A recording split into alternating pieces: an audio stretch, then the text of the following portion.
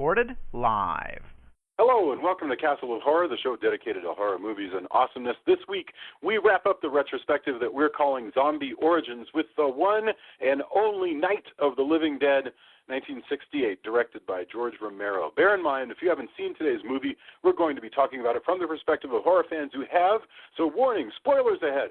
From Denver, Colorado, I'm your host, Jason Henderson, author of The Iron Thane, an epic in the world of Shakespeare's Macbeth, available now in Kindle and paper. With me from Austin is Tony Salvaggio, tech director from Rooster Teeth Productions, lead singer of the band Deserts of Mars, and co-creator of the comic Psycom from Tokyopop, and Clockworks from Humanoid. Say hello, Tony. Howdy. Howdy. Also in Austin is Drew Edwards, Mr. Drew Edwards, we call him, editor-in-chief of HorrorMovies.net, writer for Rockabilly Online, and creator and writer of the long-running comic Halloween Man. Say hello, Drew. I still have not gotten tired of hearing editor-in-chief in front of my name. I know. It's really sweet. And finally, also in Denver, as always, color commentary from attorney Julia Cuban. Say hello. Hola, ¿qué tal? Hola, ¿qué tal?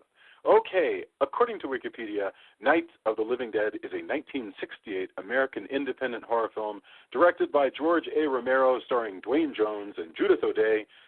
It was completed on a $114,000 budget and premiered October 1, 1968, a very, very historically significant time. The film became a financial success, grossed $12 million domestically. It's a cult classic.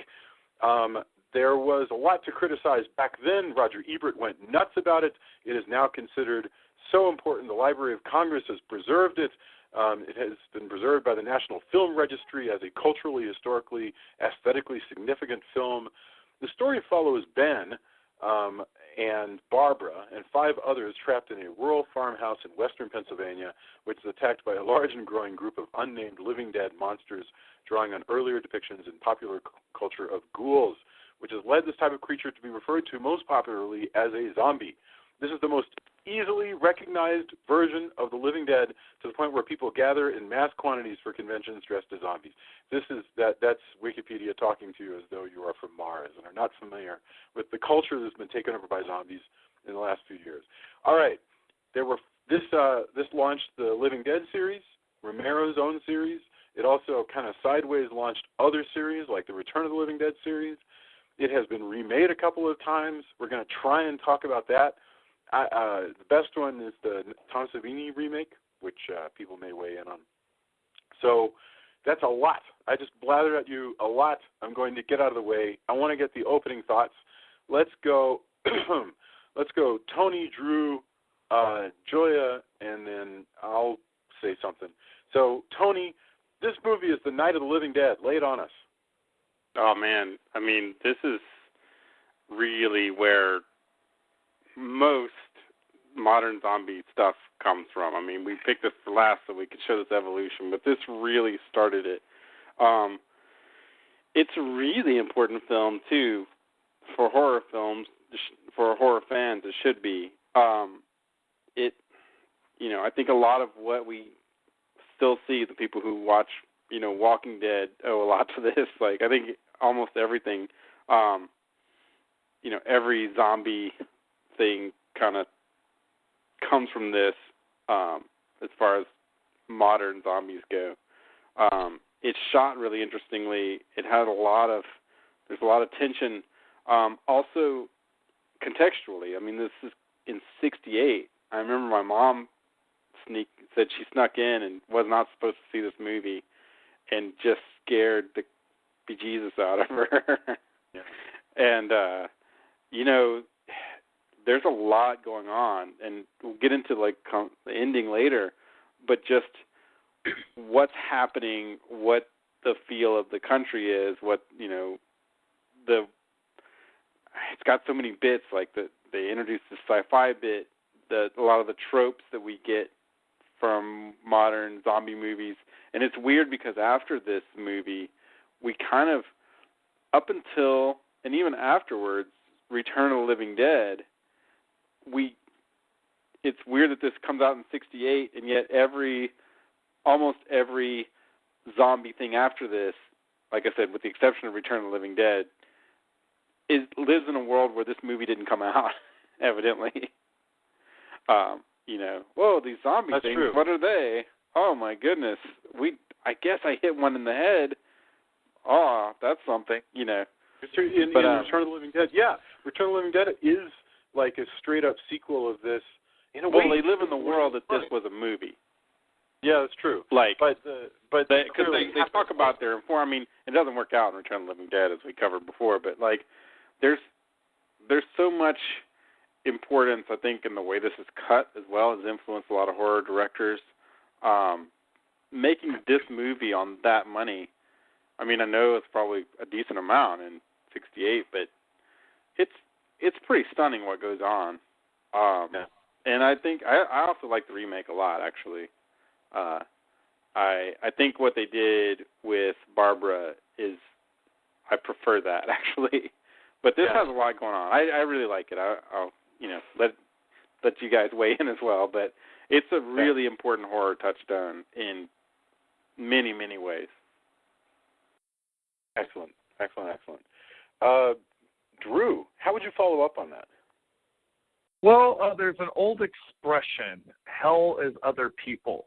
And every time I watch this movie, I really kind of wonder if that turn of phrase was on Romero's mind when constructing this movie, because it really is all about people being their own worst enemies and their own enemies to each other. Like, the scariest things in this movie, the zombies are scary, but the humans are by far more monstrous in their way. And, I really admire the way this movie is constructed. It's very tight. I've actually seen this movie or the script of this film done as a stage play a couple of times, and it works extremely well as a stage play. And it's just, as Tony was saying, there's just so much going on here. And you said cult classic. This is another one that I would think has transcended that. I think this is a legitimate classic, and it's arguably the most famous horror film of all time. Like, it's at least in the running. I agree. So this is a great film, and I loved rewatching it. It's very creepy with the black and white, especially after going from the Hammer universe into this. And when I watched it, it was pouring down rain, which added to the extra atmosphere of this film. And I can think of no better way to re-experience it than in getting ready for this discussion tonight. Excellent. Julia, I know you've seen this movie before. Mm-hmm. So what are your thoughts? I love this movie. It's just so good. There's so many great things about it.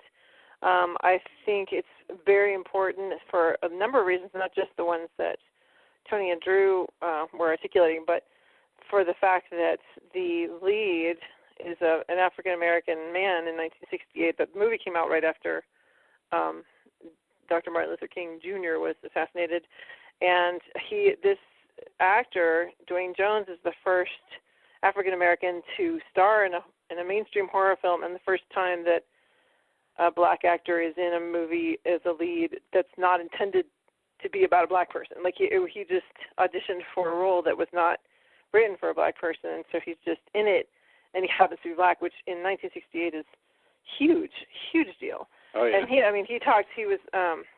he was very, like, a lot of people that knew him said that the racial tensions during the time really affected him, and he had just a really hard time with all of that. So, and he died really young. He died at 52 of heart failure.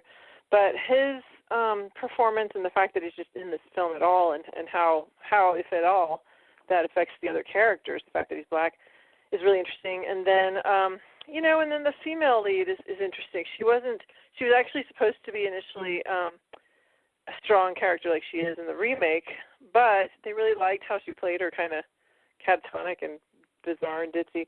And so they just went, yeah, okay, let's go with that. And, it's a choice. I mean, I don't know. Reading that, I'm like, okay, I guess it's okay. But I would have liked to have seen her be a little less, useless. But I get it. I mean, people do. Like, she'd just seen her brother get killed in this horrible way. She hadn't even really accepted he was dead and all this stuff. So I get that you can be anyone, no matter whether you're a female or male or grown up or a child. It's like anyone can be in that sort of stunned, useless place when you've got experienced trauma. So, I don't know exactly how I feel about that. And then there's the scenes with the little girl. I think that, again, like, just to make this movie, yes, the zombies are great, the black and white is great, the eeriness, all that. But that little kid, oh my God, that's so scary to me.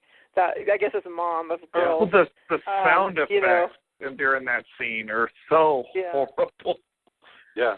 So that's just and she became like an iconic, like, there's so many horror movie fan T-shirts with her on it. Oh, yeah. Not just for this, but, like, she became, like, this. There's stickers. There's her in makeup as a zombie is just, is that alone, like, that still is iconic. It's pretty amazing. Well, there's a fortuitous accident whereby this movie became a public domain piece of art. And that enabled, of course. So it is, I think it is brilliant, but also one of the ways that it becomes a crazy piece of pop culture is that because it is in the public domain, then it belongs to all men. And so anyone can go and get a frame or a still or the whole damn thing, and you can make your own derivative work out of the Night of the Living Dead. The public, it belongs to everyone. And so that means, hell yeah, there's going to be T-shirts from the thing. In fact, as we go through, other ideas for art based on this public domain work may occur to us, and some of them have even come out. But yeah, absolutely. I, for one, think that Home Depot around October should be selling trowels that are just labeled Night of the Living Dead. But this is the only movie actually where somebody is murdered with a trowel that I recall. Maybe I'm not thinking of one, but. Okay, what I wanted to point out, I'm not even going to do an opening thought. I blew my opening thought on the importance of the public domain. Here, what I wanted to lay out in my opening thought, and then we'll go into it. This movie comes out, I just want to set the stage. The movie comes out in October of 1968. So already you guys mentioned race relations, you mentioned Martin Luther King, but just to lay out how it happens in time. So this movie is filmed at the middle to the end of 1967. Malcolm X had been assassinated in 1965. 1968, when the movie is getting ready to come out, in April 4th, MLK is assassinated. That sets off riots across the entire country. The entire country. In Chicago, there are 36 major fires. 11 people die, 48 wounded by policemen, 90 policemen injured, 2,100 people arrested. Austin, west of Madison Street, was reduced to rubble in the race riots that were triggered by the assassination of MLK. That's in April. June, the assumed nominee for the Democratic primary campaign, our assumed nominee, RFK, the brother of the assassinated President Kennedy, RFK leaves an appearance at a hotel, cuts through the kitchen, and is murdered by a political agitator. August, the Democrats still don't know who they're going to nominate for president, so they're nominating Hubert Humphrey, a man that nobody likes. And outside of the Democratic National Convention, a giant army of anti-war protesters is going to war with Mayor Daley's Chicago police. Thousands of police and protesters hammering away at one another. So you got tear gas, dogs, billy clubs, and just all of this craziness just coming into, and this is 1968. So you got people being assassinated left and right. You got all the up and down the country. You got police and agitating citizens going nuts. People are afraid that people are going to break into their houses and that the violence is going to spill over into their daily lives and their grocery stores and so forth. And if you turn on the TV and you look at what's on TV in 1968, what is it? It's the Brady Bunch. It's, various Sherwood Schwartz comedies. And none of that is kind of penetrating. But this movie is like soaking in it. This film is just eaten up with deep paranoia. Which is an appropriate way to phrase it. Yeah, absolutely. This movie is obsessed with the notion that the world is literally going to fall apart. And it'll happen all of a sudden, and you won't even know it's going to happen. You'll be doing whatever the hell you do, driving around, because we live in a safe country. So you're going to drive out in the country, and then all of a sudden the world is going to get fucked up. And so that was what I wanted to bring to the table, is just a look at the fact that the United States seemed to be teetering on the brink of complete disaster in 1968, and that's where this comes from. So that's where we start. It's 60. I mean, technically it's 67, but it's 68, and we open with. I want to talk a little bit about the beginning, and then let's segue into cutting straight to the reinvention of Barbara in the later version. So we start out. Barbara and Johnny are an adult brother and sister who have driven 200 miles into western Pennsylvania. It's a 3-hour drive to lay flowers at their father's grave as a favor for their mom, who is living but is too sick to make the trip.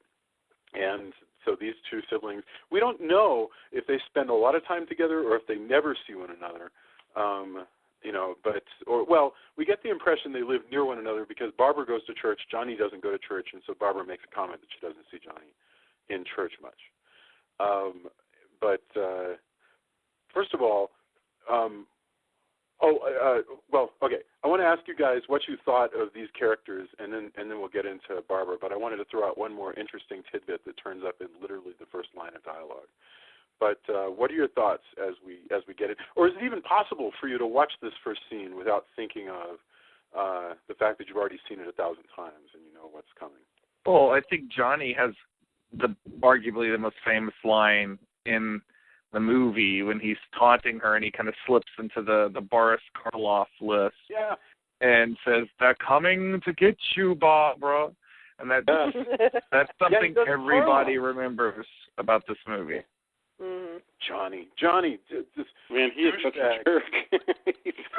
Yeah, Johnny definitely is the epitome of the character that you're kind of rooting to see, get killed just because he's so irritating. I had the sibling thing with my sister and stuff like that, but geez, man, that guy takes it to the level. He's such a jerk.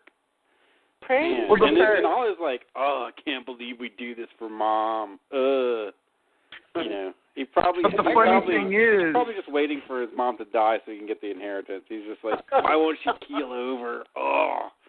The funny thing is that it's also kind of postmodern because here he is, pointing to this guy, going, "Look, there's one now," and talking about how it might be a monster or a ghoul.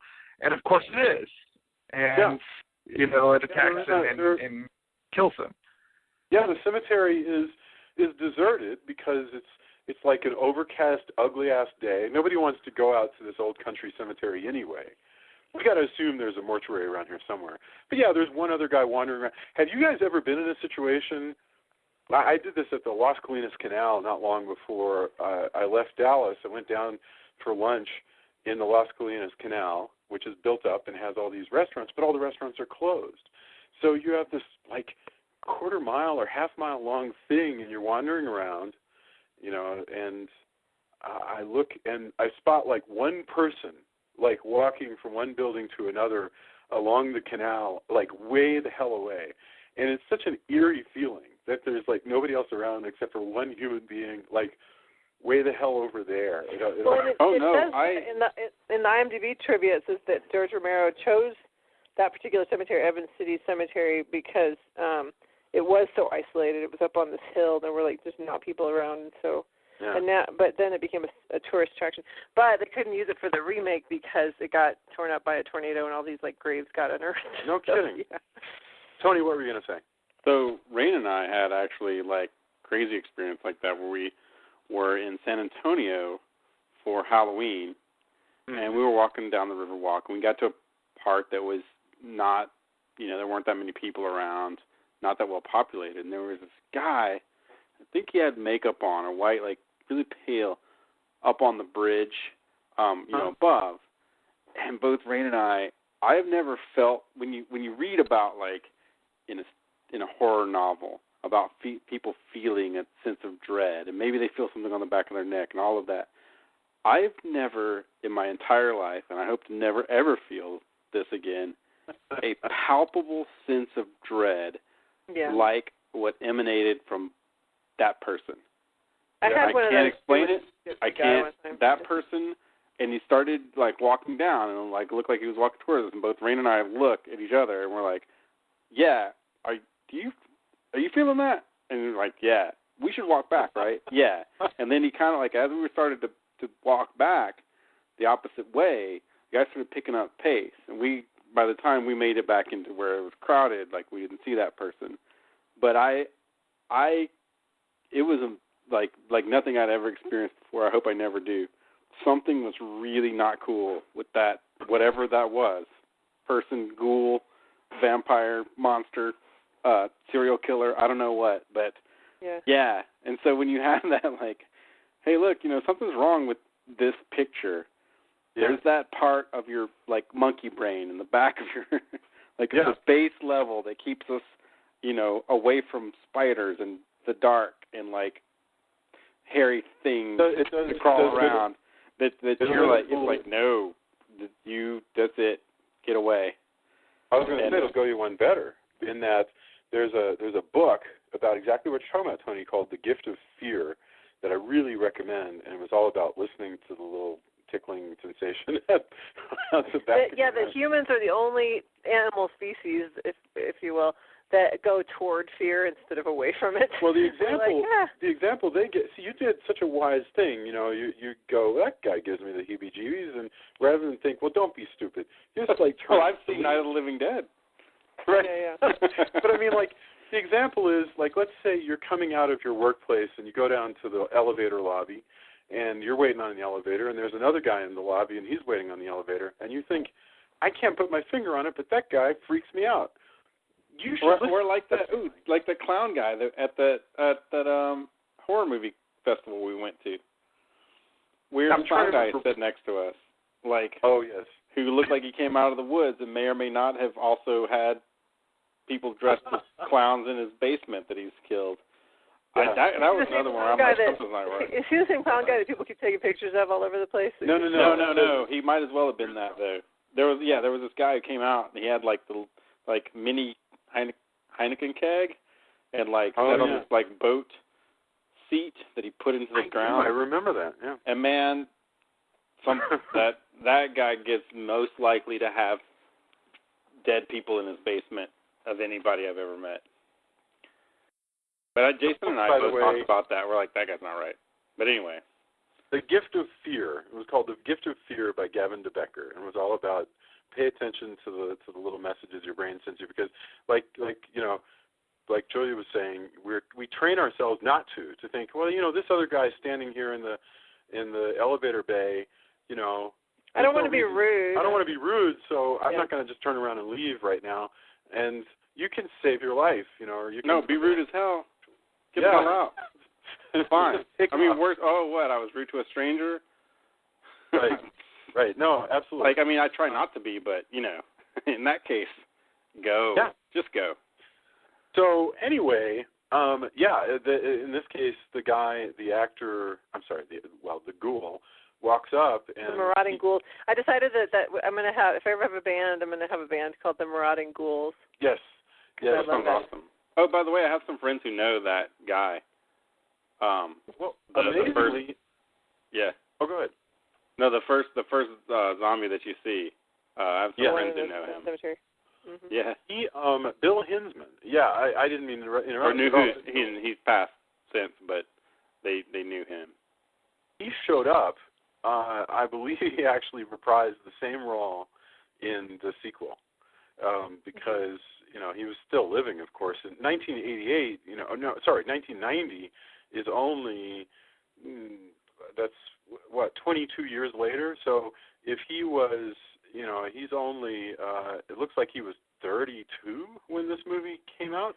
So you just really upset me telling me that there was less time between 1968 and 1990 than there is between 1990 and now.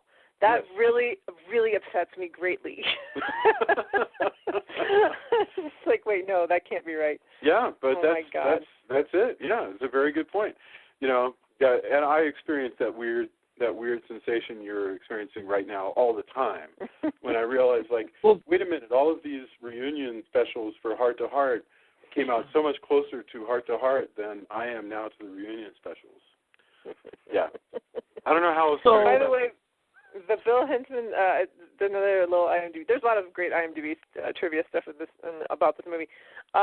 Bill Hinzman, when he's groaning as he's wrestling with, with the brother, with Russell Streiner is his name, in the cemetery. Actually, he got kneed in the groin. Oh my! And so that's when he's groaning. He's actually groaning for real. It's like, oh, that sucks. All right, go ahead, Drew.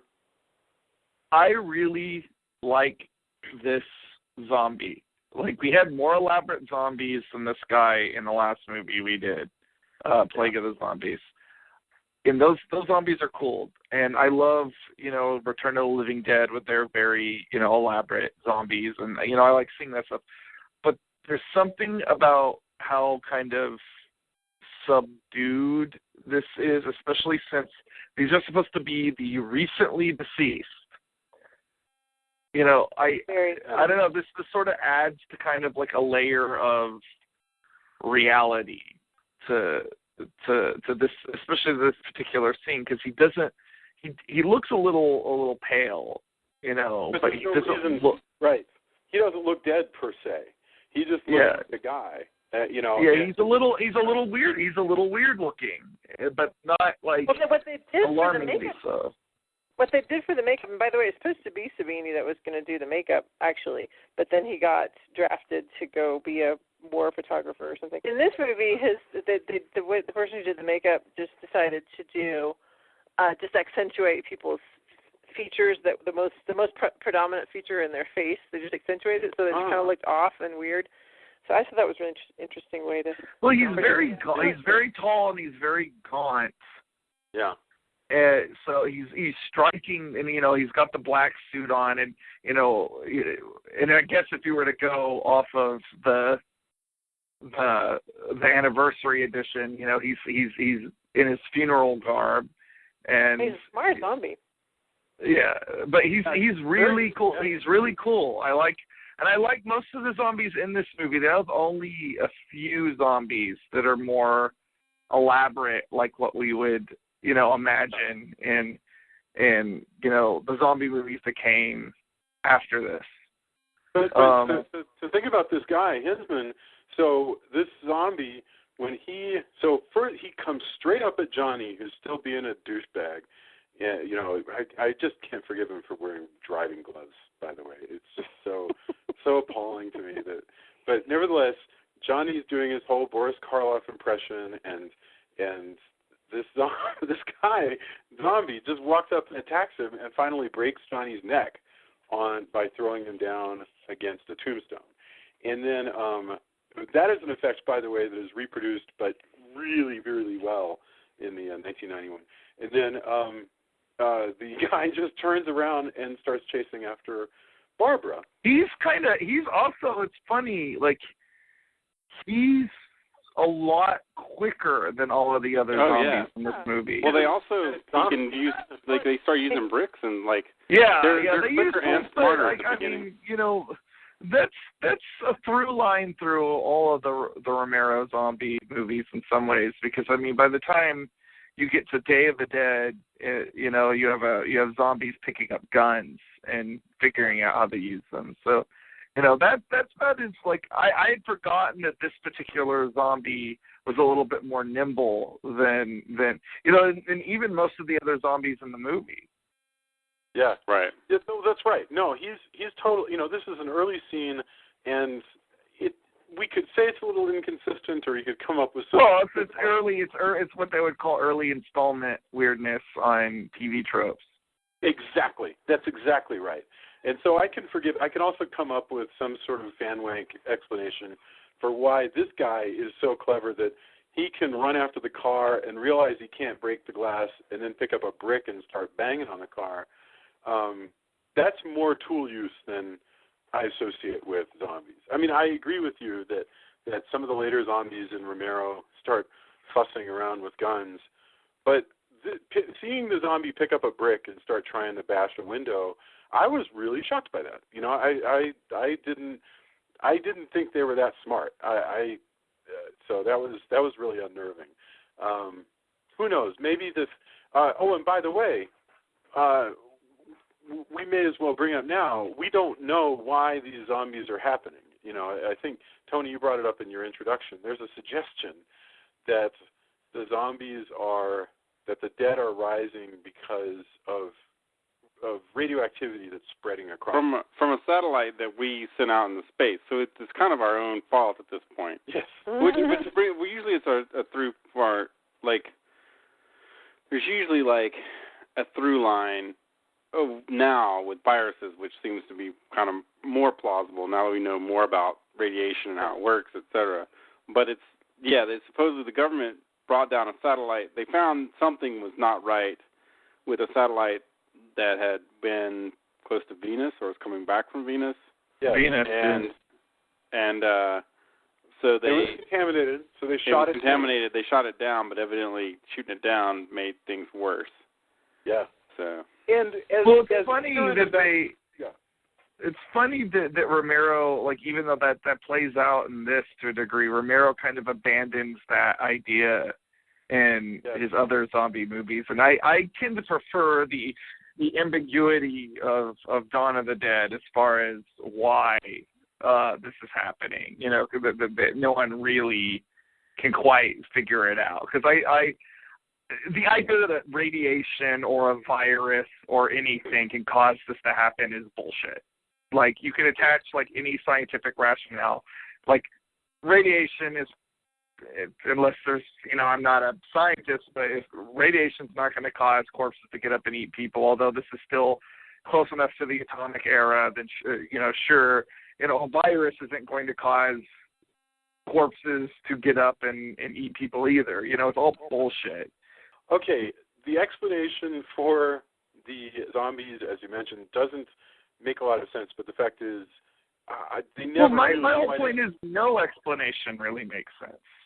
Right, but I'm saying that they offer that up, but nobody ever confirms it completely. It's just a bunch of theories, you know, out there for why the zombies are coming back. Also, one thing. So here's another thing that's really interesting about this movie that I caught. It's cut really differently from a lot of films of the time, and even from a lot of horror movies since then. But what I thought was really interesting was the choice in a lot of movies prior to this. You would cut to like a bunch of people, a bunch of scientists. This is a B-movie trope throughout time. Yeah. You'd cut to a bunch of scientists, and they would be going over, like, we brought down the satellite, and, oh, did you hear about the radiation? And they would have this whole exposition. Yeah. And what we get here is a slow discovery. And this is what's fantastic, one of the fantastic things about this. You get a slow discovery. You have the radio, which was ubiquitous at the time, and they found the radio, and they're hearing things like, oh, look, the radio came back. Oh, well, there's all these radio stations that are having problems with zombies, and we slowly get a little bit of a reveal. Then they find a TV, which is socked away because the TV was rare at the time, and you put it away. It's not a thing. Like, well, at a certain time of night, there is no TV at this time. Yeah. Like, you know what they would do at the end of the day, by the way? Do you have a memory of this? I'm curious which of you do. At the end of the day, you know, whatever the late show goes over, do you remember what would play after that to say no more TV? Yeah, it was the national color bars. The national anthem. Oh, the national That's right. And they would show. So they find a TV, and then they ask the guy who's had experience with, you know, terrible racist guy to come help them get everything up and running.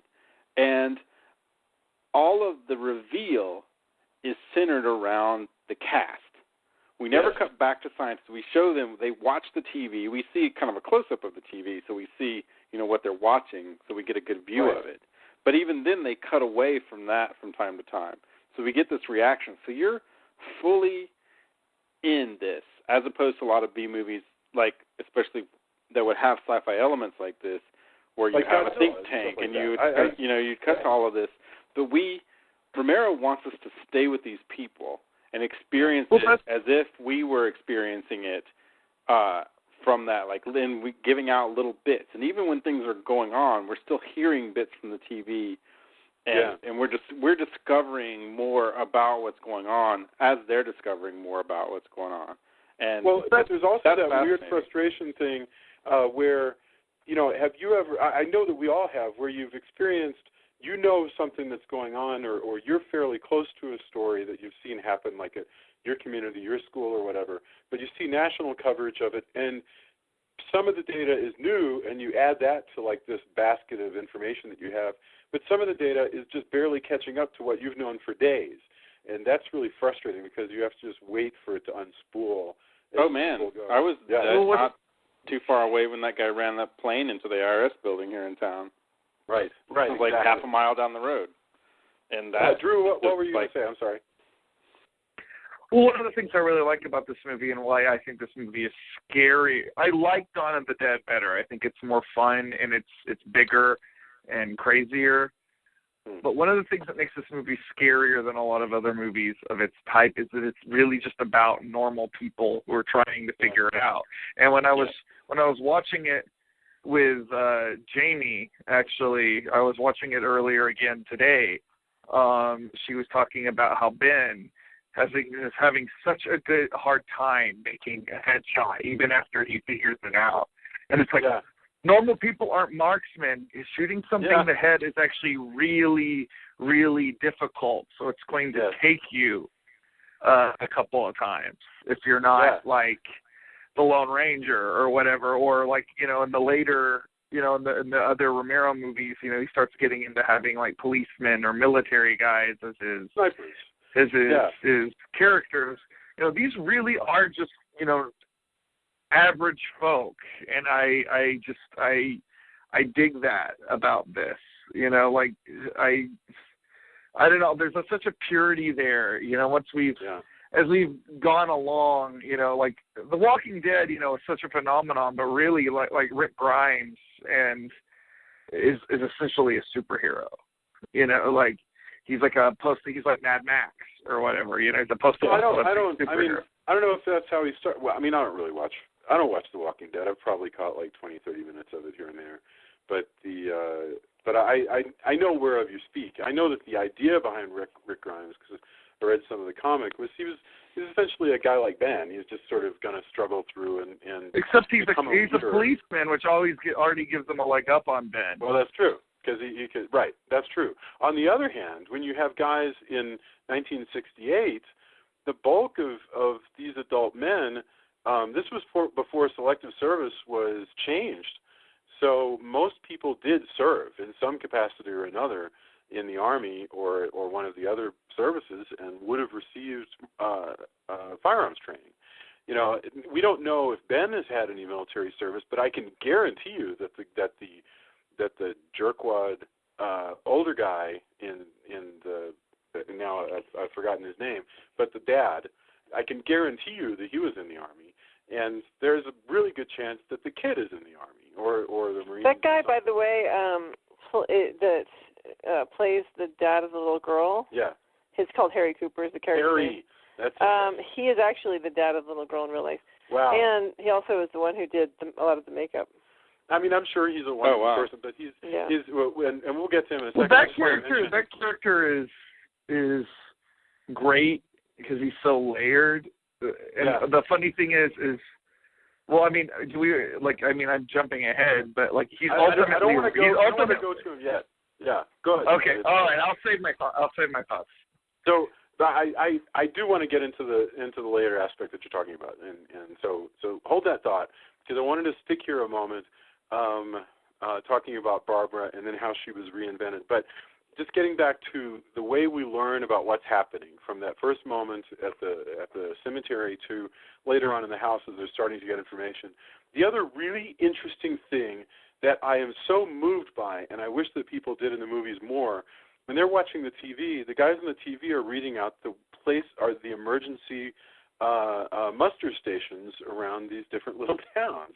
And it is the coolest thing in the world because we've seen this in our real lives. Whenever like there's a hurricane or a massive flood or tornadoes or whatever, on the TV they're always like, well, listen, you can go you can go get supplies over at Mayfield High School, and you can go over to the First Baptist Church, and they got some stuff over there. So, and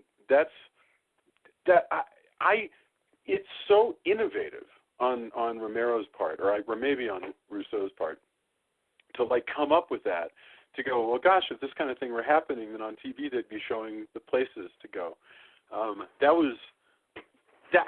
That always really I find very affecting. That's the one that I think is one of the most chilling items of this film, is just the reading out of different. Well, they very much treat this as if it was a real life disaster. Yeah. Oh, right. And they also like it's interesting too, because they mention the East Coast and then they mention Texas, and so I'd forgotten about that. Also, the way that this plays out with that makes Dawn of the Dead happen like right at the same time. So like there's really no time between the two in the grand scheme of things. They play out differently in the way that the zombies act a little different. But the idea of another news station, we cut to the news station. This is where we would normally see that in like I said, like a B movie. So I have no memory of that at all. You mean that Dawn of the Dead doesn't take place 11 years later in the manner that it was shot? Well, what I'm saying is it feels like no, not at all. Like when all hell is breaking loose, we don't know.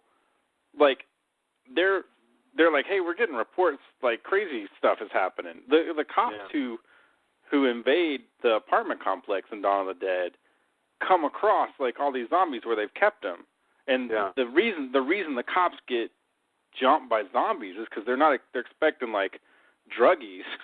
They're not expecting undead cannibals. Yeah, and that's why the undead cannibals get the drop on them. Well, but what's funny another good band name, by the way. Undead Cannibals? Yes. Yeah, well, Roland Gift has got to do something, so that's a great idea. I mean, Dawn of the Dead does make a lot more sense if you pretend like this happens, like it happens like a week after the dead. I guess, but I haven't seen it in so long I'd forgotten about that. But what's weird is that these people in this film are like definitely people who still have one foot in the 50s. And the people in Dawn of the Dead feel like people who... Oh, it's very 70s. They're so 70s, but I mean, but the world... Yeah, it's I'm as with if it you. just like I flies get it. right there. Yeah, I totally get it. I do have my fan wanky explanation that I've always had at the back of my head. All right, lay it on me. It doesn't work perfectly, but I've always imagined that after the initial zombie outbreak, they kept trying to whittle them down and experimented with like containing it, and eventually it just fell apart. And that's when Dawn of the Dead starts. But like I said, it doesn't work perfect. I mean, I wouldn't be. I would go with that. I would go with that as well. Return of the Living Dead actually uses that. I mean, that there was this big breakout in Pennsylvania, and then the Army covered it up. So that's a totally doable. I got to say, by the way, the notion that the United States government would shoot down a radioactive satellite, thereby sending radioactivity all over the place that would make things worse, is not such a crazy thought. I mean, that is completely something that the audience, I think, in '68 is prepared to accept. I mean, we fucking killed John Wayne with radioactivity. I mean, we were extremely reckless with radioactivity in the '60s, and I think there's that kind of paranoia among the citizens. Well, so pop culturally, this is not that far away from like stuff like Godzilla and them. Right. And, right. Absolutely. Yeah. And yet it does feel a lot more contemporary than Plague of the Zombies, which we just did. Well, sure. Well, not least of which because it's in a recognizable world among people who are very much like ourselves. I mean, they're a bunch of middle-class people who are hanging out in a farmhouse, that looks pretty much like every farmhouse that everybody's ever known, either from their own childhood or from friends, unless you live a completely urban life. So it's our world, whereas Plague of the Zombies is a period piece. It's a Hammer Gothic horror, and it's great, but it doesn't have that feeling of immediacy to it that this one. Well, I will say, this. I mean, it does. It's funny. Like, when I first watched this movie back in I guess it was probably the late '80s or the early '90s. Yeah. It felt a lot more. Even more contemporary then, because we weren't as far removed. Like, it does feel a lot more vintage now, but at the same time, like the simplicity of this one, the fact that it is just in a farmhouse, and in fact, this also we're talking about how it created the zombie apocalypse kind of scenario. This also, really, there's the whole idea of siege horror, which we've seen, through a lot of different, a lot of different genres, not just with zombies, but, the idea that there's a group of people trapped in somewhere and there's something bad on the outside that wants to get in and get them. And that's this movie really, really pioneers that. Absolutely. I mean, the Siege started out as a Western thing in the movies, really, and then moves into horror really quickly. And it's funny. I guess the bridge work for that would be Carpenter, would be Assault on Precinct 13, which has the Siege, and it's a crime movie, but they may as well be zombies. They're just like these. They're just gangbangers who are like climbing through the windows and climbing through the doors, and they're basically subhuman. That movie's playing with our paranoia that the streets are teeming with are infested with vermin-like criminals who are. Well, also that's of a time. I mean, New York was not the greatest example of happy times. And, what urban life is like, oh, man, urban life's great. No, not really. Not at that time. It's funny how it is different now. How people, like somebody was telling me, I'm moving to D.C., I'm going to live downtown. And I was like, who lives downtown? And they're like, oh, everybody lives downtown now. And everything changes. Everything just turns over and over. But anyway, back to Barbara. We've talked about Barbara, and she is thoroughly traumatized by the fact that the zombie runs after her and starts trying to break the window.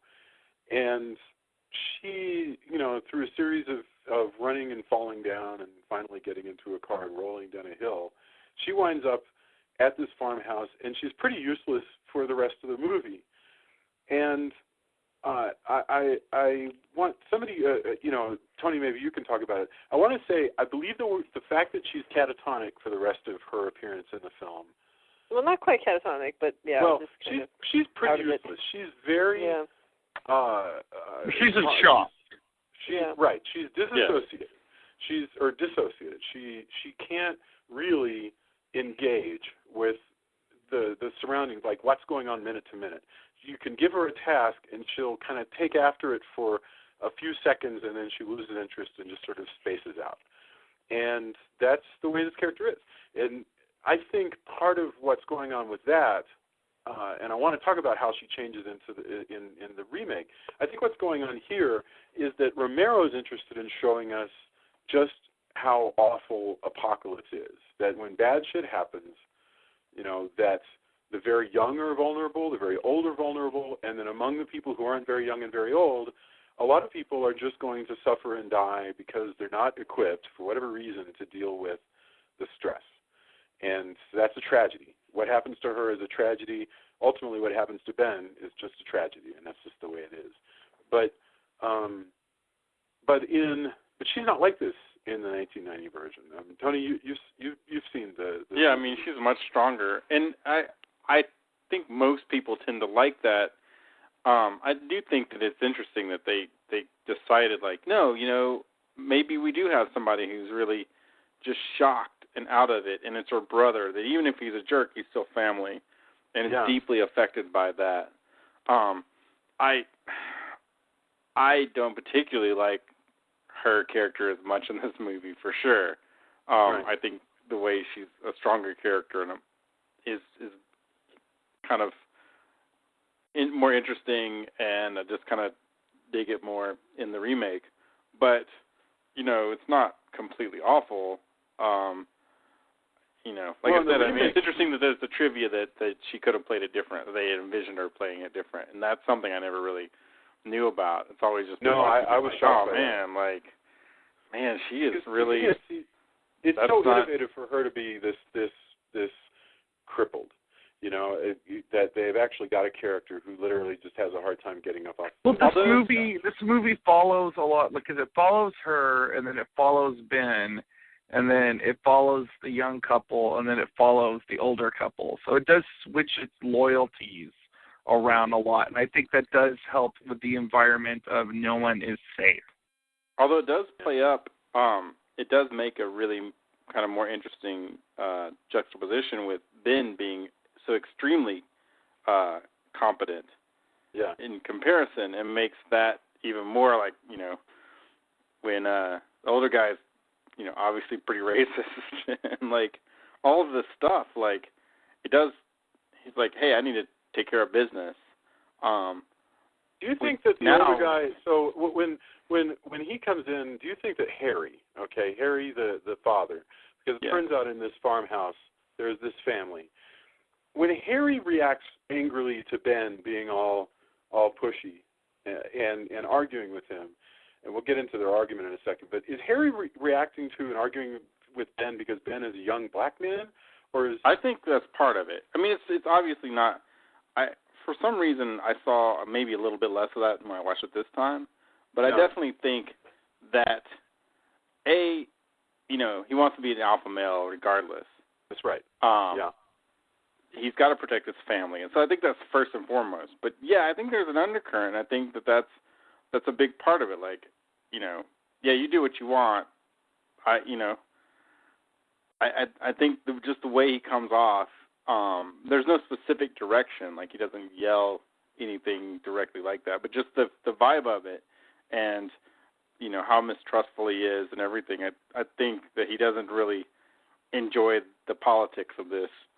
Although there is I think you are right, more or less, but I will say that he is there is some layers to this guy, because first of all, he never actually uses like racist language. Right. It's more just his behavior, and he is also a father with an injured child in tow, and apparently a marriage that's not all that great, which we all learned just from I want to say how great it is that we learn that all just from dialogue, and they never talk about like going to counseling or divorce lawyers or anything. It's just the two of them talking with each other. And so as big of a jerk as he is, and he is a jerk, there is layers to him. And what's also fascinating is, despite the fact that he's such a loudmouth creep, he's ultimately right about where they should have been hiding. And I love that. Yeah, although I still don't understand quite why they don't do the go upstairs and trash the stairs thing, but I guess that wasn't. I guess they didn't have the zombie survival guide or the wherewithal to do that. I love when he won't open the door for Dwayne Jones, and he's like, and then when he comes back, he finally gets in. Dwayne is like, he's like, I should have fed you to them. But he's a total coward. But I mean, he has reason to be, because he has a child. He needs to be putting himself, so he can take care of that kid. Like, there is a lot going on with him. Like, at the same time, like, your sympathies are with Ben, he's like, well, I heard screaming up here. He's like, oh, what am I supposed to do? Come up here just because they're screaming? And Ben's like, yeah, well, yes, you should have. Something like that. The decent thing. Yeah, he says, am I supposed to just come up and risk my life for somebody else? And Ben is like, something like that, yeah. But Harry, so yes, you said it right. Harry's dad, Harry's loyalties are that way. You can tell that Harry really believes also that people should just shut up and listen to him. He really. Oh, he's a dick. I even more than that, I think he is a man of his time. He's a white man in a tie, and people are supposed to just listen to him. And you got this kid, Ben, who is, I shouldn't call him the kid because there's the other person. So you've got these three perfect archetypes, at least of males, where you got Harry, the white man in the tie, who is like, people need to listen to me and they need to get downstairs. And then you got Ben, who is the younger person with his wild ideas, and he's like, no, we need to stay up here. And this is a debate that goes round and around. You mentioned Sartre, Hell is Other People. This is like a scene from No Exit. They just spend like 10 minutes of screen time arguing about whether to go upstairs or downstairs. And then you got this kid, this enormous armed kid who is downstairs with his ditzy girlfriend, and that kid just wants someone to tell him what to do. I love him because he'll make a great soldier. Right? He's really like, I don't know. Would you guys please just tell me what to do? It is well, really... I have to say, like, if I was in this situation, I would be agreeing with Ben. Is that I would want to be in a place where if like all hell broke loose, I would at least be able to get out of there. Yeah, that is a good argument. It just turns out, for what it's worth, that everything this is the real like cynical horror of the movie, is that yes, Ben does seem to be the wiser one, and he does have good ideas, and none of them work. Ben comes up with the idea of, let's get gas in the truck, and let's go do that, and that turns into a Bay of Pigs scenario, and also he doesn't anticipate how like ridiculous, like A, the problems that happen, and B, like how ridiculously stupid. Then they're even okay. That will have to say that couple's even way more stupid in the sequel, in the remake. I mean. Oh, is that so? I don't even remember. Yeah. Well, they end up. The guy decides to loosen the lock by shooting the gas pump with a shotgun in the remake, which is always the one that was like. Ben does that in this one, though. Ben does that here. I think that's why the truck ends up setting on fire, is because by shooting the thing, he's not able to control. Oh yeah, the way it plays plays out in the remake is even like it just comes across as more stupid. Because they're at least trying to get away in this one and everything, and the other one is just like, hey, don't do that. Oh no. Yeah. I mean, here it is the kind of disaster that really seems like it would befall normal people trying to rise to the occasion and do something heroic and failing in the way that normal people are very likely to fail.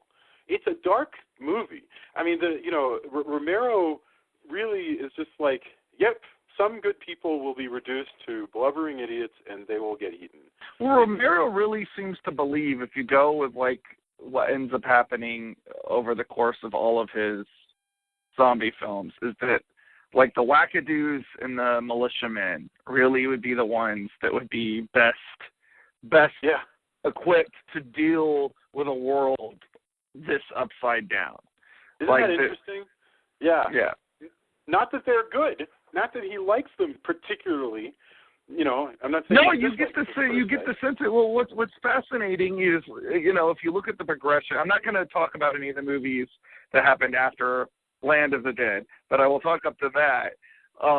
Is you start out with Ben, who is a young black male, and that's who obviously Romero likes, and that's where his sympathies are, and he has kind of a Ben-esque character throughout, all of his different zombie movies. And by the time you get to Land of the Dead, the person that he's empathizing with is in fact an intelligent zombie who's a black guy. And it is weird to see that evolution. So obviously Romero's sympathies are with the working class, normal, average Joe who just has like a who wants to do right, but he doesn't necessarily think that aren't average Joes. I mean, no, the militiamen. No, I'm saying the opposite. His sympathies are with Ben, but he doesn't necessarily think. I follow you. Yeah. This is a world. He doesn't necessarily think that this is a moral world where someone with a good ethical center will actually thrive very well. No, that's a really good point. In other words, that those people who are paranoid and have spent all their time preparing to survive in situations like this, well, oddly enough, of course, that training will come in handy, and those people who are always playing Doom in their minds and looking around corners, will be prepared for a zombie apocalypse in ways that the rest of us will not. I guess that's true. So they're not wasting their lives. Apparently not. Not according to George Romero. But that's a dark thought, and it's very hard for me to not think of the Holocaust when I think of that, because again, this is 1968. It's not so far removed from the end of World War II, and that's what's so shocking. The Holocaust happens, and at the beginning you have all of these families still not quite grasping how far the society is just completely disintegrated. So they're doing things like trying to figure, we can't leave this week because we're waiting for a way to get our piano out of the country with us. No, they haven't quite grasped that society has completely splintered, and you need to start reacting to it as though none of what you expected before is still here. It's a horrible thought. It's a nightmare. And this is also why you have to have the talk with your significant other, where you say, "Well, honey, if you are a zombie, I've seen enough movies. Let me tell you, I will shoot you in the head, and it isn't because I don't love you. It's because I need to survive." Well, no, it's because that's not your spouse anymore. That's not the person that you love. That's you have to survive. Well, they even say that it's just dead flesh and it's dangerous. Yeah. Yep. Yeah. And I love there listening you go. to the. Although he does, by the time you get the Day of the Dead, he does start to kind of back away from that. Like maybe there is some, again, that's what happens when the series goes on. But it's that's what's so heartbreaking with the little girl scene, is that the mom is like seeing her daughter, but that's not her daughter anymore.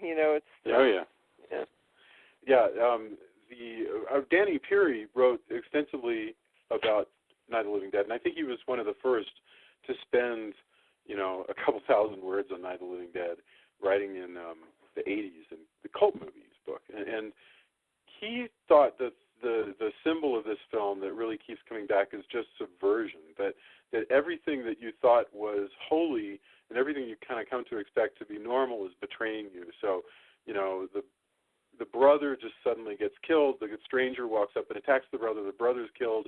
The brother's the one that ends up eating Barbara.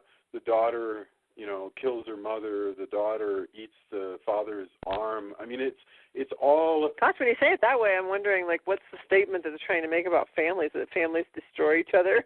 Well, I think it's that families break down. Society breaks down in these. I think Romero is saying that we are too complacent and too comfortable, and that it just takes a slight push and then everything falls apart. Breakdown, that's just one of the, because their marriage is already in danger, right? And so the theme definitely is everything breaks down. And how you deal with this breakdown. The Donna Reed show lied. Leave It to Beaver lied. Welcome to Night of the Living Dead. Right. And again, that's just part of the paranoia of the Civil War and the Civil Rights Administrations. And look, okay, MLK is not dead by the time they're directing this, but Malcolm X is dead, and Kennedy got his fucking head blown off in the streets of Dallas, Texas. And so there's just this feeling everywhere that life is going nuts, and I think it's playing. And I know that sounds like a bunch of nonsense and film craziness, but I really think that's true. I think he's trying to play off of this feeling of we tell our children every day. Well, when I remember when Katrina happened, and I remember watching, like most people, I was glued to the news coverage of this, and how many times did I think about George Romero films while watching all of that. The most interesting mistake during Katrina, and it feeds into all this, is what happened with the convention center, because when they were looking, when the citizens who didn't leave, generally because they were often too sick and too poor to have a way to leave, they had to go to public spaces that were going to be, rally points, just like they have in this movie. And many of them went to the convention center. But that was just a fuck-up. Nobody knew the convention center was not actually one of those points. It was just assumed by the citizenry. So the city officials had no idea, or at least say they had no idea, that citizens were gathering there. There's no electricity in that building.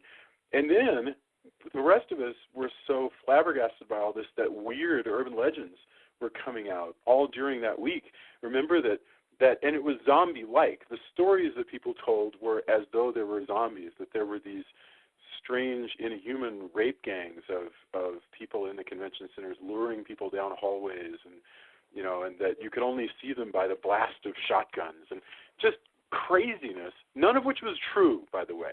All of it completely made up and told on even National Public Radio as though these were true stories. I don't know. You're totally right, Drew. Katrina was our warning of Night of the Living Dead, and that's amazing. Okay. There's no way in hell we can go through this movie beat by beat, scene by scene. I think what we should really talk about is, by the way, I still think Harry was in the Army, and especially because of how well he handles Molotov cocktails. But but we should talk about the ending. Again, bad news for fire zombies. Yeah. We see. Exactly. Like, just bad idea. This time, if they get on your porch, they set your house on fire, then where do you go? Ben plays a little fast and loose with the fire. I mean, he sets a cloth recliner. I really had a hard time with that particular scene because I was like, he just threw that chair out there on fire next to a wooden deck that's attached to the house, and I just really, it didn't catch the whole house on fire, but it really, really could have. And then he does kind of participate pretty directly in the blowing up of that pickup truck that those two poor kids are in. Yes. It's funny because it's playing on like the old Frankenstein trope that the monster is afraid of fire, but it goes awry. Well, do you remember in Zombies of Moratau how this is how they handled those zombies too? They were firing off flares, and those zombies were afraid of fire. It's interesting. All these movies are assuming that the fear of fire is just so deeply embedded in the brainstem that if you have a brain to move around, then your brain is good enough to tell you to be afraid of fire. I love that notion. I think it's really great.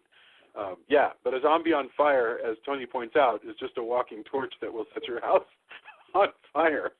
That's just great. Anyway, this film ends in probably one of the most... It's so strange. I don't know. I've heard myself talk for too long, and I really apologize. Julia, you want to lay the incredibly dark ending of Night of the Living Dead on us? Well, God, we've already discussed all of the horrible things that all the family members do to each other as they're dying. So then you've got just after the little girl has killed her mom, and Ben has killed Mr.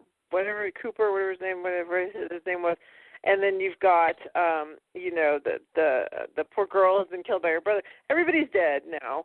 And so we have only Ben is left alive in the house overnight. And so, but the next morning, all is well because, yay, the troops have arrived and everyone, they've kind of figured out. They're a militia. The militia and all the troops, whatever. Mind you. Yeah, but the troops, in a figurative sense. The militia has arrived. It's all good because they figured out how to kill everybody. It's super easy. You just kill them, you shoot them in the head, they're good. And so they're going around shooting zombies in the head, and it's all good. And, they're going to show up and they're going to rescue Ben, and it's all going to be fine. And Ben looks out the window and bam, shot in the freaking head, man. Yeah. Because they're just shooting everybody. They're not asking questions first, They're shooting first and asking questions later. And so that's it. And you're just like, wait, what just happened? Yeah. They just killed Ben and nobody even knows. There's not even a payoff where they're like, oh crap, we totally screwed that up. No. They're like, oh good. Well, how would you know?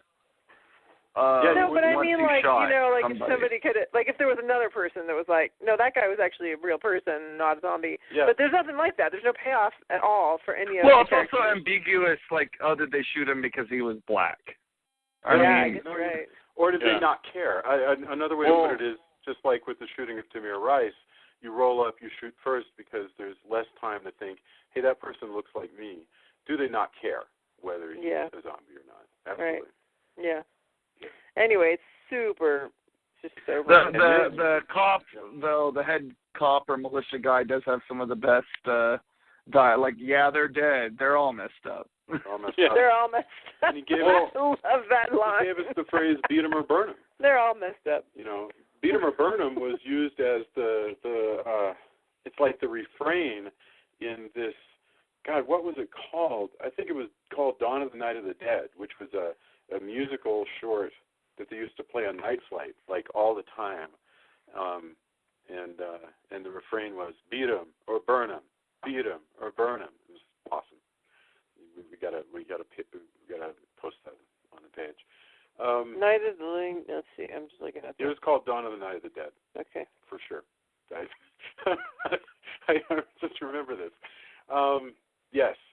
So yeah, and then it ends with that amazing sort of news film sort of scene where they're, we kind of follow Ben's body as they burn it, but all of these shots are pixelated and they look like shots from a newspaper, and it's just of these rallies.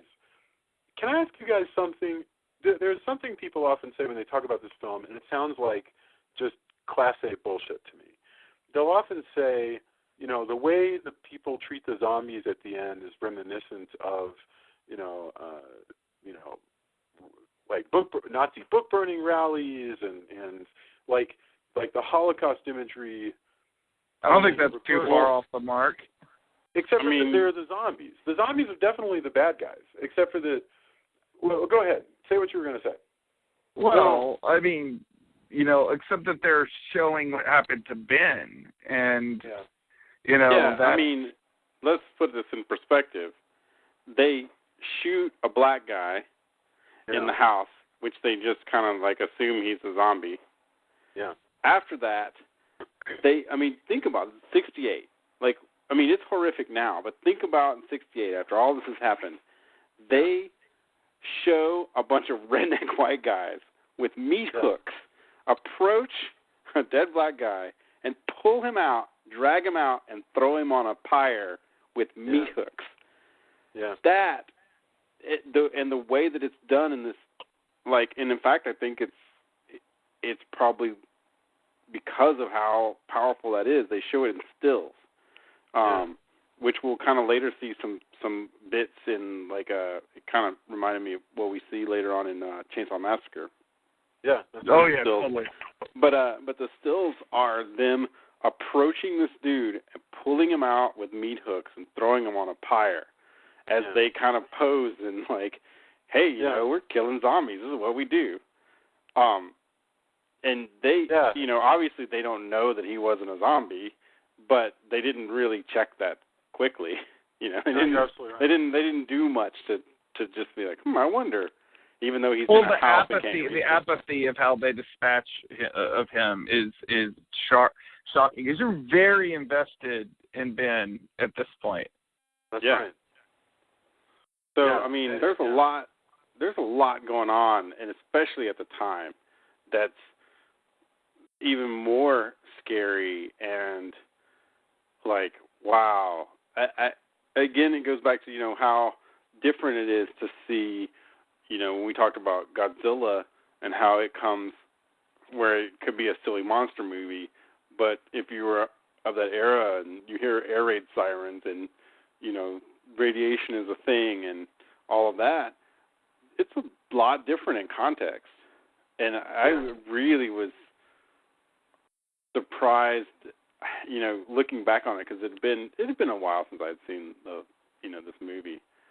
And I was like, wow, I can't imagine being being in the theater during this time period and seeing this ending. not only is it a downer, which you aren't expecting, like even especially considering all the other zombie movies we've seen, they kind of resolve themselves. Yeah. It's not great, but it's also like it's tragic, but it's tragic in a different way. Usually, well, you have a great idea to get away. The other thing about this that this film puts out is that large groups are scary. The zombies are a collective, and they're scary. They have nefarious goals, but they work as a unit. The militia is equally scary, and they're also a collective, and they're also unified. So, I mean, you could make that communism, you can make that fascism, you can make I think you're onto something, that it doesn't matter what it is. Yeah, it's whenever large groups conspire together, and there's that blind unity to be nefarious, and that's the thing. Yes, the zombies are technically the bad guys, but the people, with the exception of Ben, who does actually try. He does try to keep Barbara safe, this absolute stranger. He is well-intended. But everybody else in this movie has kind of dubious motives. And, for all their own reasons. And that's why that's why I'm saying, like, fear other people, I can think of another example, by the way. You mentioned Katrina.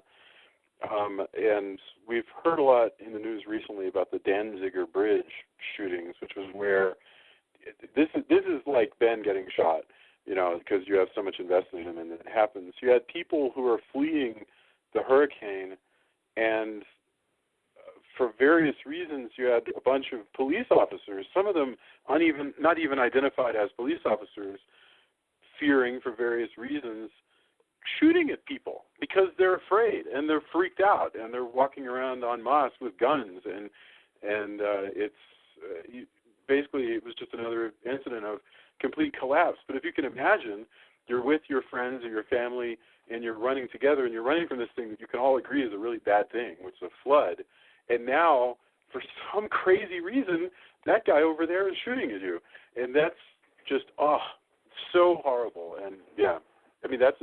I hate to harp on it, but it's just so amazing to me that we have to that we saw the collapse of. Well, I mean, if you look at what's happening in America with this election right now, this movie is very timely. Still.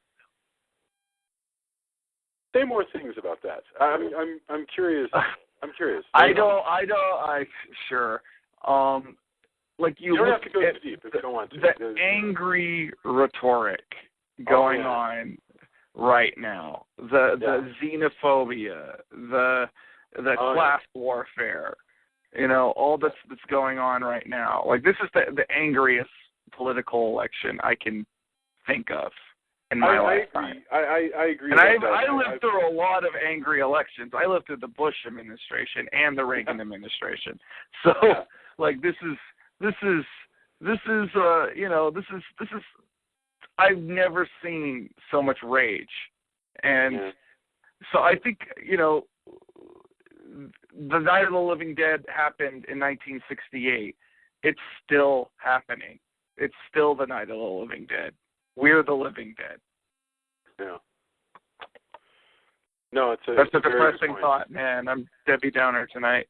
Well, so for what it's worth, I can make you feel a little bit better that we have seen a lot of that, but I have to say we are nowhere near the level of just plumb panic that we were in 1968. Because remember, we also, in 68, we were also afraid that the Soviet Union was going to blow us up. I mean, little did we know that they were driving themselves to bankruptcy. I think we're still a little bit afraid about that. These fears come and go, but during the Kennedy administration, there was just a real, just palpable fear that we were just seconds away from midnight, with all of that. And, the people are getting assassinated left and right. It's just not the same. I guarantee you there's going to be a Democratic National Convention this summer. There's going to be a Republican convention. They're going to be in Cleveland, right? I guarantee you there will not be armies clashing in Cleveland. I will tell you right now, there is not going to be a crazy riot. Jason, we have had riots we have had, like the last 3, like you say, it's not as intense. It is. Like it's we have endless war. We've been in basically the same war since 9/11. I agree with you. In the Middle East. I totally agree. I'm not being. I think it's more of the same. Like you say, things are different. I think it's more of the same. Yeah, we haven't had an assassination, but it wouldn't surprise me. Well, I in a few years ago, Tokyo Pop was putting out Cyborg 009, and hey, it's a manga. If I remember, it's like 60s, and what was striking was that the supervillain is basically a warmonger. The supervillain in Cyborg 009 wants endless war so that he can make a profit off of it. And the parallels in that, like, the more I read this book, I was just like, damn it. Like, can't we change? Like, really? We're still, like, we're still there. You can see things like the BBC show, Yes Minister, and which turns into Yes Prime Minister. And there's it's a comedy, but they're talking about, bombing happened in the Middle East. Oh, well, there'll be a scandal we'll forget that next week. There'll be something, That's pretty cynical. Pre-Clinton, stained dress Clinton era. But basically, the gist is, there'll be like some mistress scandal somewhere. Yeah. We'll forget about that bombing that just happened, and that's 70s. And then as we continue, it's sad and appalling. Like, I mean, some things have gotten better. I'm not so nihilistic as to say like nothing ever gets improved, nothing's different. That's not what I'm saying. But a lot of it hasn't. Well, I think it's good that they're. Sorry, Tony. No, but it's just weird and crazy. A lot of the commentary, and again, you watch movies and you listen to media, you read stories, and you kind of go back to like, hey, people, you should read these things too, lest we repeat ourselves. And yet some lessons we don't seem to learn, which is sad. No, I agree, and I hear the palpable frustration that Drew is referring to. Well, I think I think the flip side of that is, well, not the flip side, but the how this ties into this discussion is it is good that there are guys out there like George Romero who will make films like this that you can talk about, that talk about the issues of the day, but also can translate into whatever is going on into your time, and you can use it as a springboard for this discussions. Like if I were to watch this movie with a friend, this is more than just a monster movie. Like if you watch this movie with people, unlike if you were just to watch like Dead Alive, which is a fun zombie movie, it's not going to springboard a conversation like the one that we're having right now. Like it is great that there is art like this in the world. Of course. Yeah. No, you're absolutely right. We've relied over the last years, the people who are going to be the ones to speak truth to power and speak truth to us so that we can repeat it are, filmmakers like this or comedians like Jon Stewart. I don't know anything about the new guy. I haven't been watching Daily Show, so I don't know if they're keeping up that fine tradition. But from there, you've got John Oliver now has a show and Samantha Bee. So some of those, so these pop culture commentators are the ones who are making us aware of, ways of looking at the world around us. I look at this, the thing that scares me, and I don't know the answer, I really don't know the answer, is in collapse of civilization, how well would I function? How well would my family function? That's a tough one, man. I tell people this all the time when they're like, oh, anarchy, I'm fair. I'm like, so in a Road Warrior scenario, are you as tough as Lord Humongous? Yeah. And if the answer is no, you're going to be probably on the back of a bike or the front of a car. Please, because I met people and they're just like, man, if this didn't happen and blah, blah, blah. And I'm like, I've known you for a while. I think you might be one of the guys on the front of the car. Right. Or chained to the back of a bike, because for convenience, so you just kind of get along. Like, any of these things. But you're not Lord Humongous. I'm not Lord Humongous. But you better be prepared that if society goes under, you might be one of those people, not Mad Max. I'm pretty sure I'd just die the first day. Well, this is what's so frustrating and so terrible is you imagine the breakdown of civilization. If you do have children to watch out for, they're the ones that are in the most danger, you know. And it's impossible. Well, isn't that what kind of motivates Harry in this? Right, exactly. And it's also what motivates people. Honestly, if I have to be honest, it's what motivates people to become more fearful, more conservative. And I don't mean like in the nature of American political conservatism, but I mean they become more like careful and paranoid about, you know, and wanting to like avoid a war, and sometimes wanting to make stupid mistakes that don't wind up leading to war, you know. But it's because it's no longer. It's in the same sense that when I watch horror movies now, I like Friday the 13th. I don't associate myself with the victims like I did when I was a kid. I associate myself with the parents of the victims, and it changes the way those movies go. You know, a movie like Night of the Living Dead is really scary if you think about, like, I don't know how the hell I would survive the first day. It would be really tough. So with that, we should probably go on to our final thoughts and then endorsements. This has been a supersized episode. But you know what? We skipped stuff. Oh, wow. We could talk about this movie for probably another 3 hours. I guarantee. Absolutely. We could just start picking topics and go music, and you know, or whatever. Makeup. Yeah. So, did you say pickup? Makeup. Oh, makeup. Or pickups. Both of those things feature prominently in Night of the Living Dead. Not a very long film. Okay, let's get our final thoughts. It was Tony, Drew, Joya, and then I'll say something. Tony, final thoughts. Night of the Living Dead. Yeah, this is definitely a classic film, not just a classic horror film. That I think you put it best. Like, we could spend hours discussing this. Numerous papers can and have been written on everything from, you know, what we've talked about, politics, to just what a tight horror movie it is, what it does for horror, and zombie movies, certainly. I mean, this is the groundwork for just about every modern zombie movie. Name it. It has some roots back to this. And I think it's quite the feat, the fact we're still talking about it almost 50 years, holy crap, later.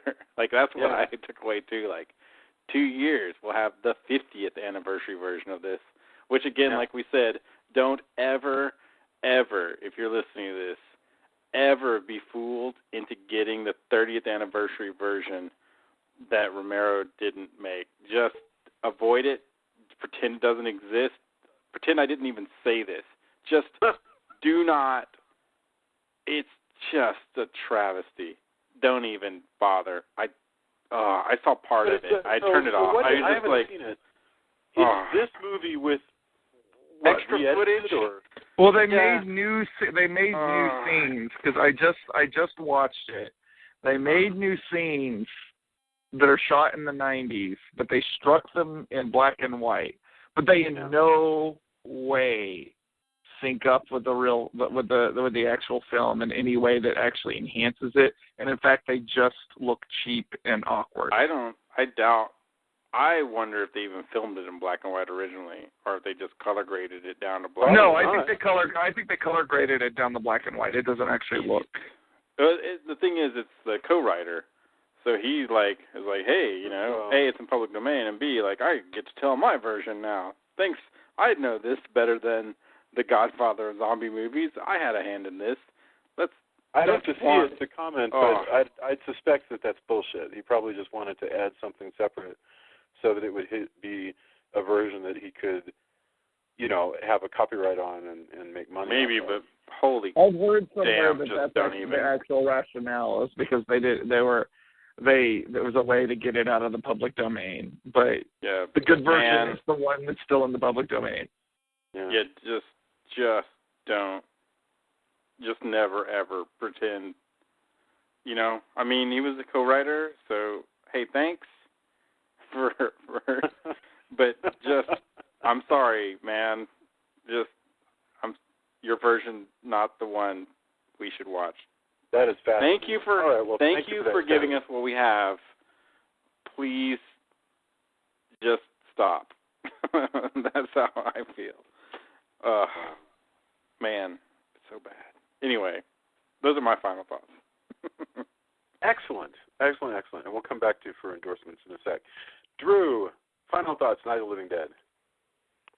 Well, this has been a heck of a discussion. I do hope that we can get around to doing, some of the other Romero zombie movies at some point, particularly, Dawn and maybe Day, but particularly Dawn of the Dead, which is probably my favorite of the bunch. I know it's a lot of people's.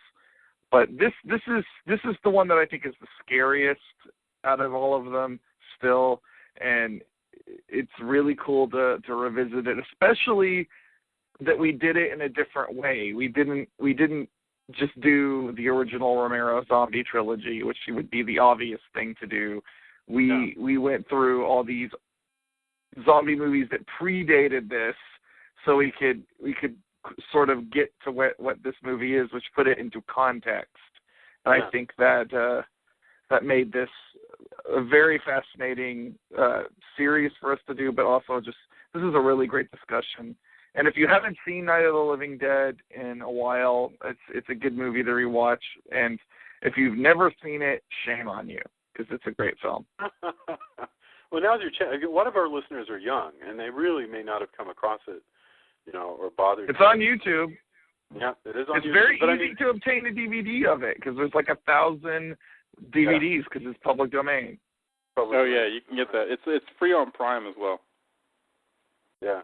Public domain is such a wonderful thing because, seriously, films rarely fall into the public domain, which sucks.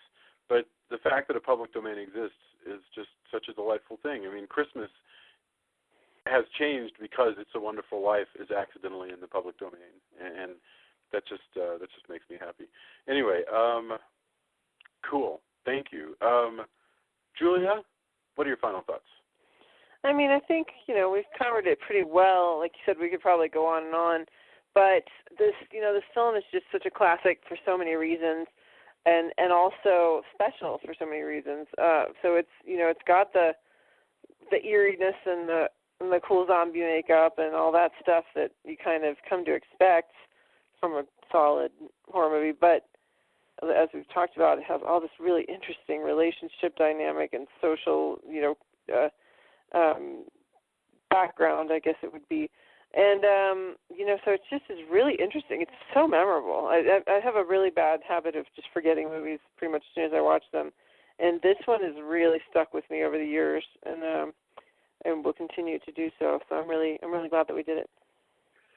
Thank you. I feel the same way. This is Night of the Living Dead is a movie that I probably safely can say I didn't even bother to watch until I was in high school. And MTV, bless them, started playing Night of the Living Dead on Halloween. Because, again, public domain, it doesn't cost a thing to run it. And it's a really fine film. I was listening to a podcast the other day, or I started to, and they were discussing Night of the Living Dead. And they were fixated on the acting and on other stuff. And they were, I felt as though I didn't even listen to stick around to see if they saw the point of the actual film. There's some really good performances in here. There's some really summer stock theater level performances in here. But wall to wall, Night of the Living Dead is a classic film. And what Drew, you mentioned we've been going through from the beginning of zombies to this point. We've seen some cool films in this retrospective. I mean, White Zombie, Zombies of Moratau, I Walked with a Zombie, which is like one of my favorite films of all time. This has been one of the most enjoyable retrospectives we've had. So I've been so thankful to have you guys with me. And we really haven't done a whole lot of zombie movies. No, you're totally right. And from some perspectives, we still haven't when you get down to it. I mean, even with this, this has been a weird, oddball zombie origins sort of history retrospective thing. So, no, we haven't done Day of the Dead. We haven't done, you could do a pretty good sized retrospective just with all the Romero stuff. We did do Shaun of the Dead, but that's not Shaun of the Dead. We did Return of the Living Dead. So we've done some cool stuff. Return of the Living Dead, oddly enough, which is John Russo's work. So yeah, but no, there's a hell of a lot more we could do. But this has been a really cool experience. So let us get to our endorsements. Tony, you should start, and you've already given us a negative endorsement, which is Stay the Hell Away from the 30th Anniversary Edition. Oh yeah, so, please do you have never. anything that you want to lay on us? And in fact, you could do double duty. If there's anything particular around Night of the Living Dead you want to recommend, you can throw that in. But yeah, what do you got to recommend? I would go back to my, just because it's got a lot of just kind of weird, crazy, interesting things that I hadn't seen before. I know I mentioned it several times, but I think they're also cool people. Try to find Wormwood with a Y, from Australia. I think those cats really did a cool zombie movie. Lots of awesome stuff that I hadn't expected. Low budget, but the makeup they did for their budget, pretty amazing. I'm trying to think what else. I think I think the only other thing is I recommended to you the band Person with a U, who right. I've been listening to. Like, it just puts me in the mood to want to watch some giallo movies, and there's been a whole trend with like female-fronted kind of witchy bands, but Person kind of does a lot more psychedelic, and there's some crunch to some songs, and definitely a 70s, 60s, 70s vibe to a lot of it.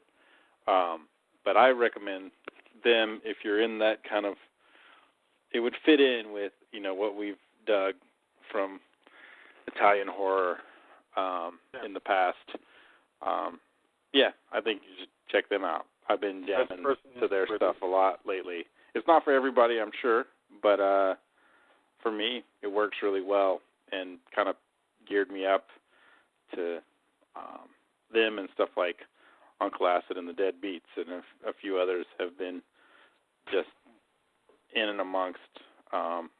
Another good band, Night Demon, which has I need to probably interview them at some point, where they have an album based off of horror comic. Really? And I should have picked out that horror comic as well, and I feel really stupid when they were here in town. But we should have them on because, that's something definitely, both bands and horror and comics, I think, maybe in our wheelhouse. So, and they're solid heavy metal, great, like a three-piece, great stuff, and I think that's really cool. Outstanding. Let's see. Oh, Drew, what endorsements might you have for us? Well, first off, I want to say for anybody who's listening actually from Austin or the surrounding area, come on out to Spider House Ballroom on Sunday. It's the yearly Austin Nerd Cave showcase, so there'll be a lot of local comic book creators there selling their wares, selling their art. I will be there with a Halloween man table. Come by and say hi. I had such a good time with all the previous years. It keeps getting more and more fun every year they do it.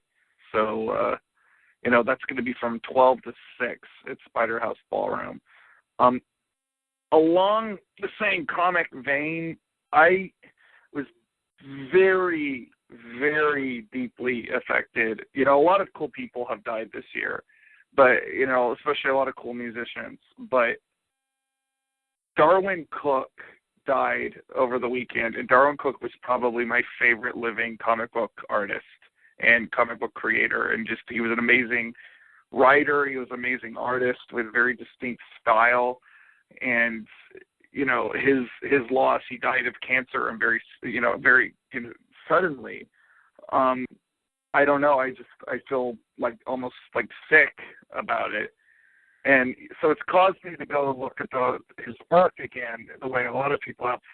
I'm going to recommend that if you have never read DC: The New Frontier, you should, because it is probably my favorite DC epic. Kingdom Come is great. Dark Knight Returns is great. I actually hold this one in higher esteem than both of those, and I think it's very underrated. And it's set in a alternate 50s, like 50s, early 60s, and it's about the coming of all these DC superheroes. You have Hal Jordan, you have the Flash, and done in this great Silver Age style. It's fabulous, yeah. It still ties into a lot of political stuff without getting overly cynical. It's got maybe my favorite design for Wonder Woman, because Cook does her as this very tall, plump, actually, woman, properly Amazonian, and she's actually taller than Superman, which is great. And I feel like it doesn't, maybe unfortunately now that he's died, people will revisit it, but I'm saying if you've never read it, read it now. And you will be very affected, much like how you might be affected by Night of the Living Dead, but in a different way. This will maybe give you some, even though times are bad, this might give you some optimism to fight for a better tomorrow. So I highly recommend DC: The New Frontier. It's so beautiful. I mean, that's his hearkening to that speech from Kennedy, the New Frontier speech, which I didn't really have any familiarity with, but he did. Darwin Cook was such a smart writer, and when I hear that, he doesn't actually get enough credit as a writer. I feel like because he was such an amazing artist, I feel like a lot of people kind of ignore the. There's very few. There's a lot of artists / writers, that do both in the comic book industry. Very rarely are you as good at both. He was. He was.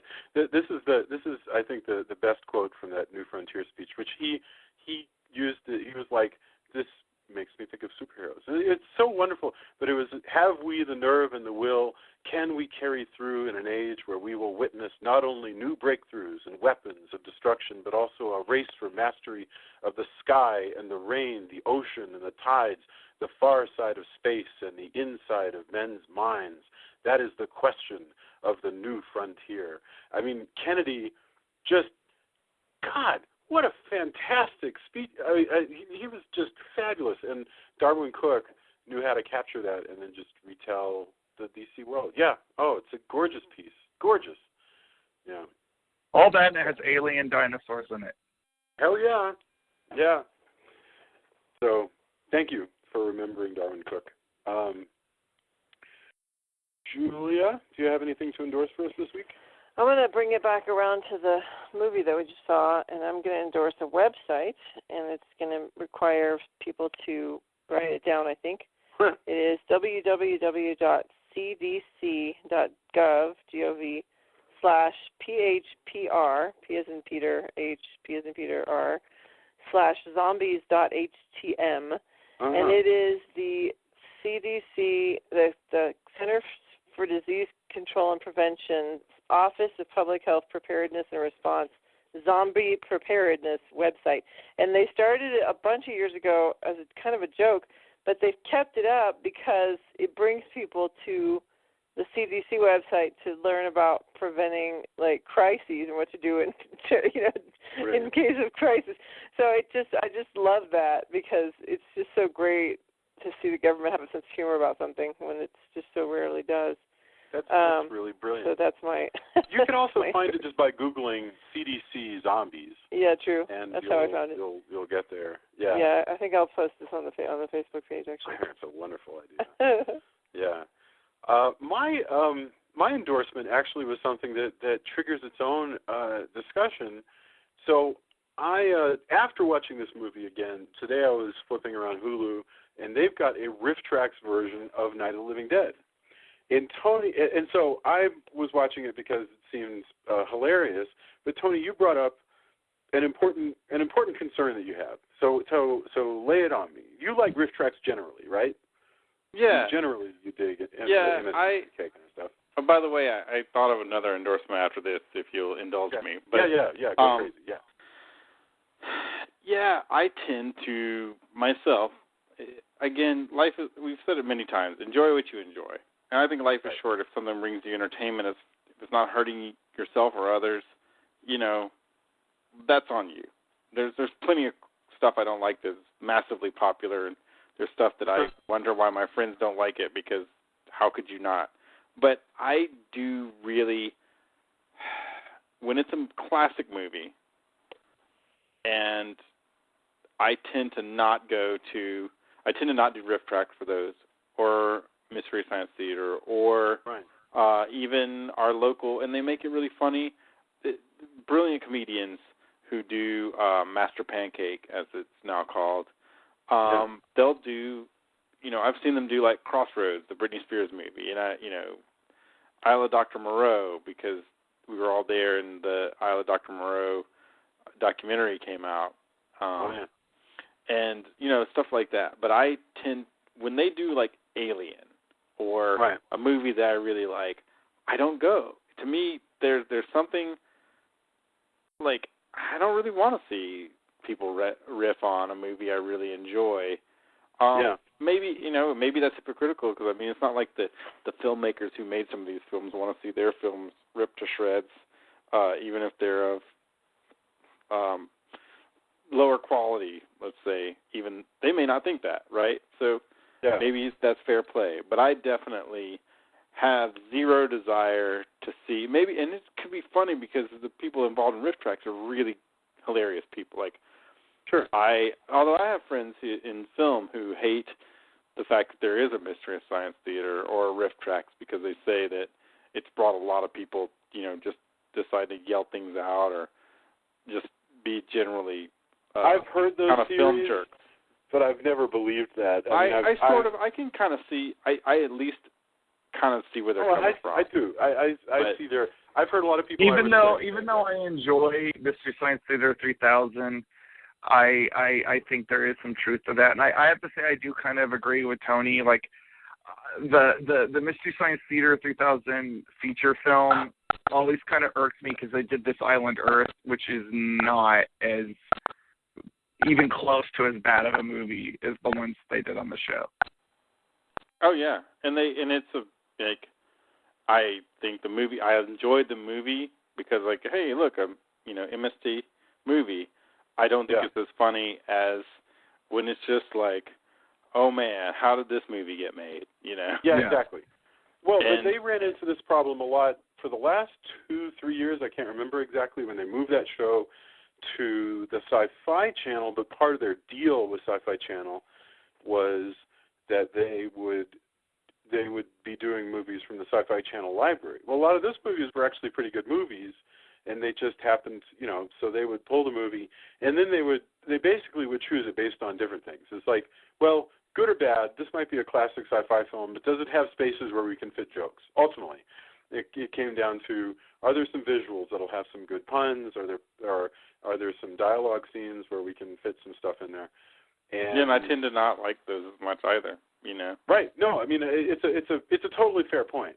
Whereas something that's just completely mind-boggling that it got made, like Manos: The Hands of Fate, or crazy, oddball industrial films from the 40s, that stuff is always going to be ripe. And you're right. There's nobody who seriously would defend them. I think this is an interesting topic, but I'm